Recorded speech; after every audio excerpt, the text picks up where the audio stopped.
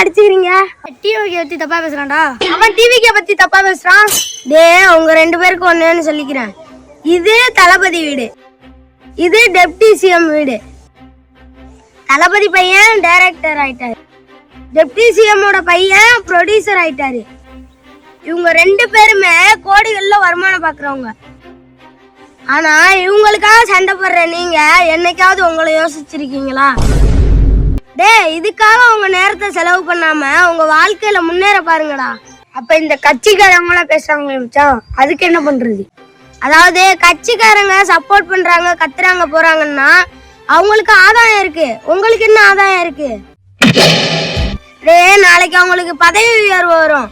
Councillor ஆவாங்க, president ஆவாங்க, MLA ஆவாங்க, எம்பி ஆவாங்க, சேர்மன் ஆவாங்க. ஆனா நீங்க என்ன ஆவீங்க? செருப்படி. கடைசி வரைக்கும் அவங்களுக்காக சண்டை போட்டு பிச்சை தான் அடிப்பீங்க. அதனால நேரத்தை வீணடிக்காம உங்க வாழ்க்கையில முன்னேற பாருங்க. புரியுதா? புரியுதுடா.